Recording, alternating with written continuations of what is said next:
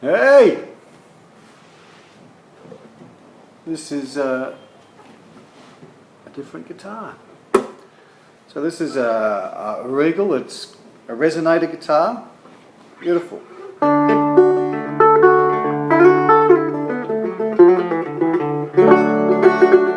Sounds a bit like a banjo, a mixture between a banjo and a guitar. Really nice to play. Sounds really sweet and sounds like a bell.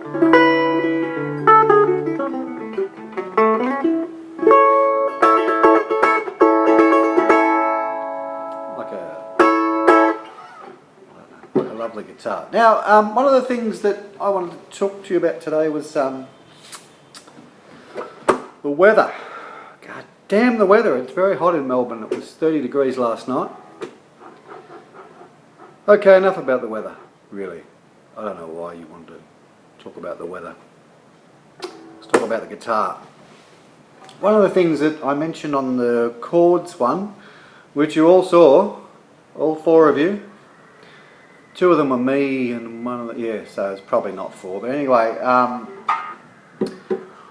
got you to look at the neck in a 12 fret space. And I talked about the C major scale, which is made up of 7 notes. 7 notes.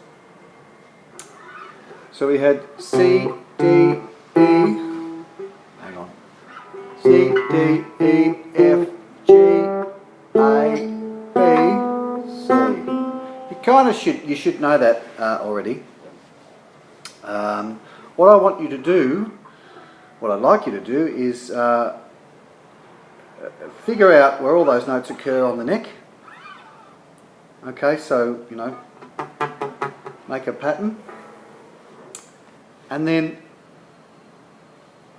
practice the pattern.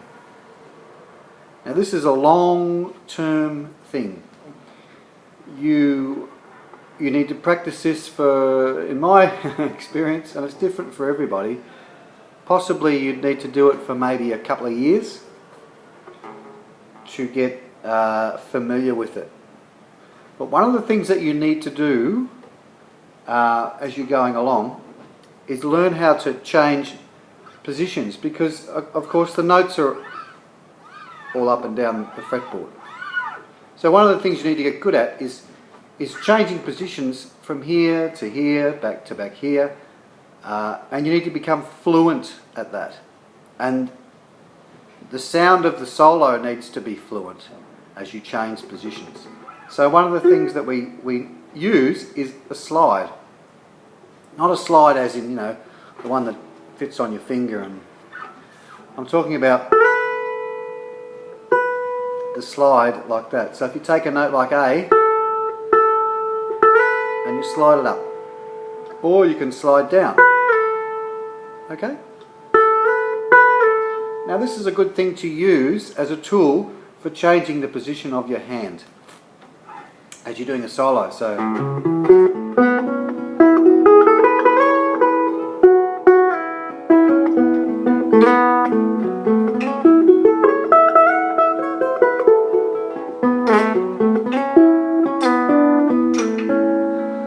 lots of slide there, and I was able to change position. I was able to start from here and move up to here.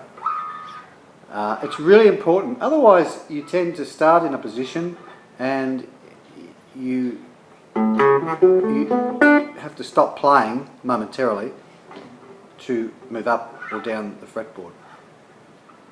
When you practice playing all of these notes together, you should practice sliding to change your position, so that the fluency of the solo is maintained.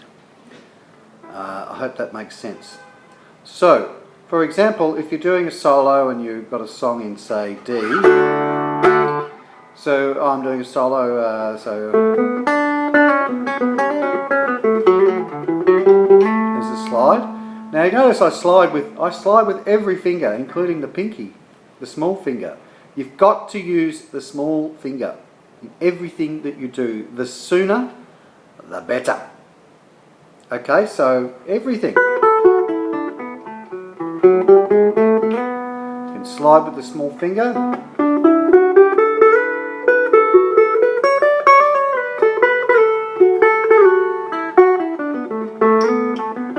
See how I'm changing positions? But the solo doesn't change its fluency.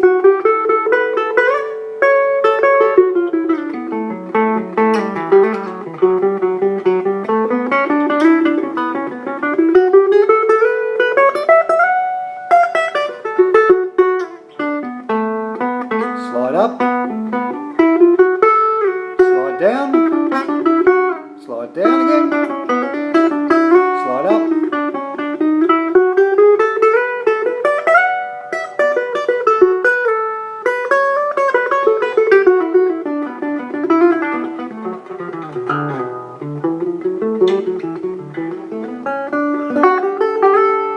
Slide up, slide down with my middle finger. Again with my little finger again. Slide down. Or you can just... So a slide can be 2 notes. You can slide up 1 note.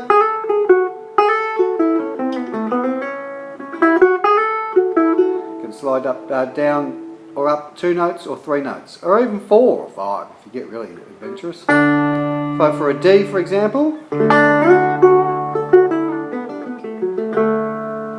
So I went from here, which is how many frets? 4? It sounds good.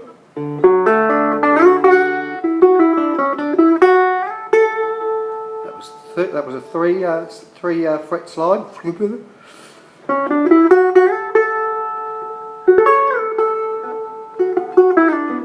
So what I'm doing is playing all of those notes in the scale all over the fretboard that you've got marked, and I'm moving positions by sliding, keeping the notes fluid. Slowly, you can do it slowly at first.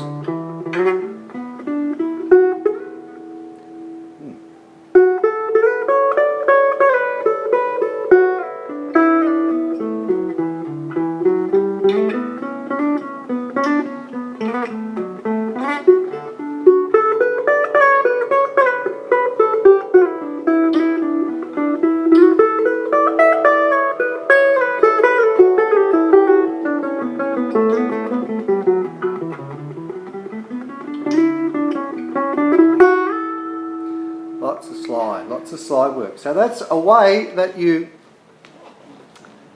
can help yourself move from this position to that position, back to here, to there, to there, and so that you can take your solo all over the fretboard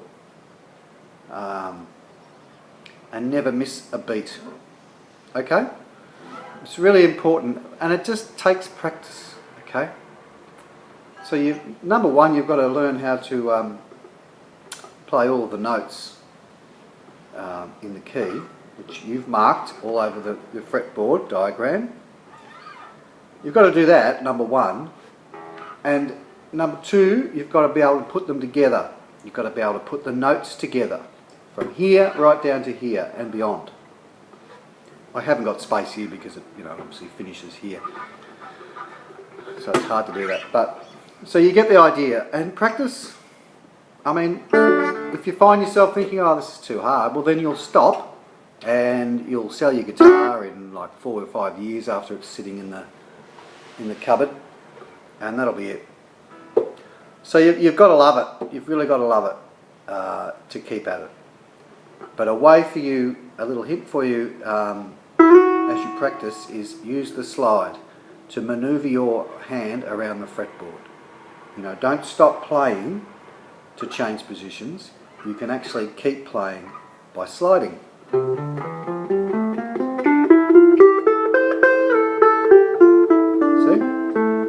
I want to go back up there again. And back down again. Up again.